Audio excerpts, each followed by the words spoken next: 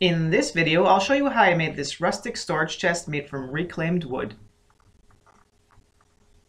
For this build, I used some old barn wood I've had up on the lumber rack in my shop for some time now, just waiting for a project like this. These are tongue and groove boards, about 3/4 of an inch thick. I started by rough cutting all of my pieces at the miter saw, cutting them close to their final length, but leaving a little extra. I find it a lot easier to manage my lumber this way, especially if I'm going to make rip cuts on my table saw.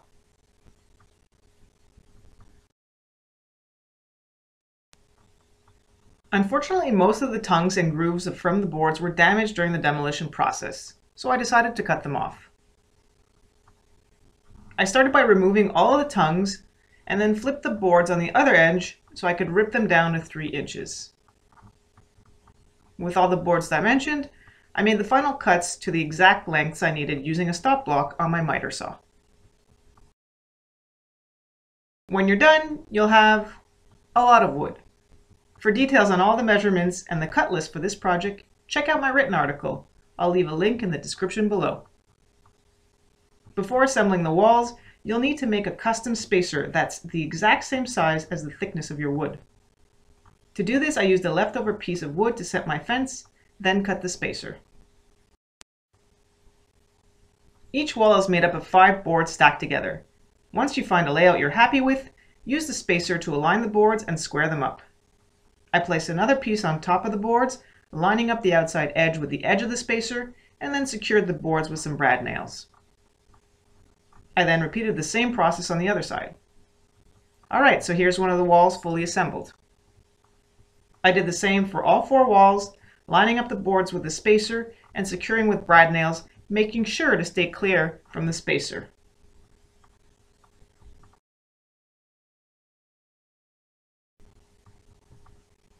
Before going any further with the reclaimed wood, I made a simple base using 2x2 pine wood.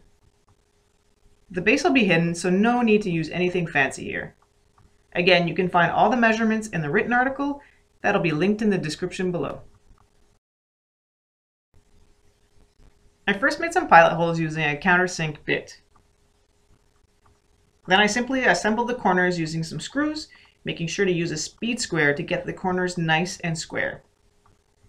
It's also a good idea to pre-drill some pilot holes on the inside of the base frame so it'll be easier to attach later on. With the 4 individual walls assembled, building the trunk is a matter of standing them up and making a box. I started by checking that all the panels fit with the base, then removed 3 of the panels so I could attach the panels one by one. To make things easier, I first put in a few brad nails from the outside, then I screwed the base in from the inside.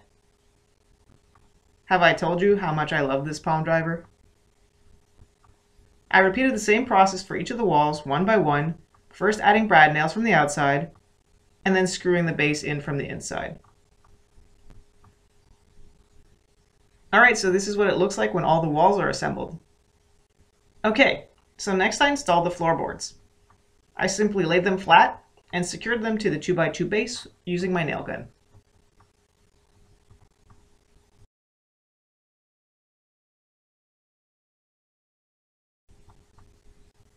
To join the wall panels together, I'm using these metal corner braces.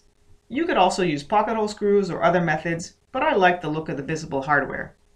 That being said, I wanted all my hardware to be black, so I first coated the corner braces with some black spray paint. I then mounted them to each corner with some screws, making sure to push the panels together and close that gap.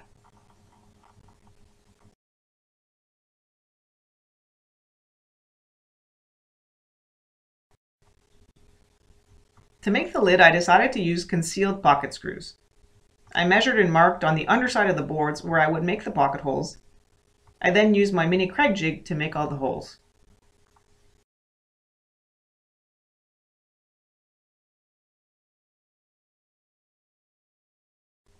I lightly clamped all the boards together, then put in the pocket screws. I'm adding some decorative support pieces to hide the pocket screws, and since they're just decorative, I simply nailed them into place using my brad nailer.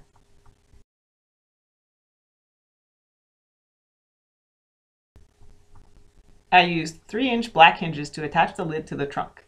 I didn't have much of a surface, so I decided to add an extra board across the back to better support the hinges.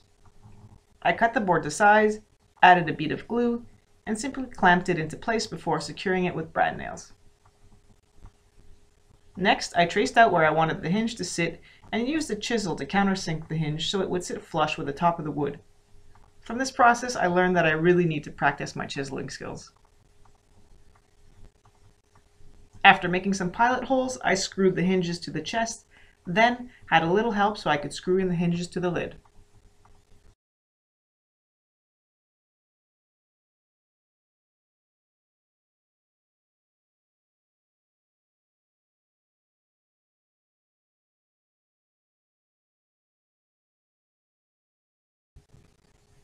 To make the handles, I decided to repurpose an old leather belt.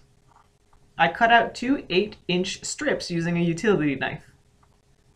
To attach the handles, I placed 2 strips of tape as guidelines, spacing them about half an inch closer together than the length of the leather to create a small hump.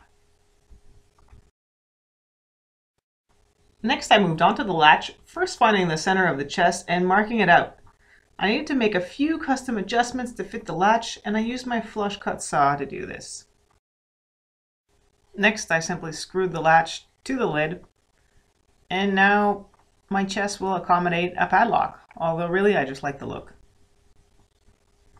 Alright, almost done. But before calling this a wrap, I used my sander to round over and smooth all of the edges. I also touched up all of the visible screws with some black paint.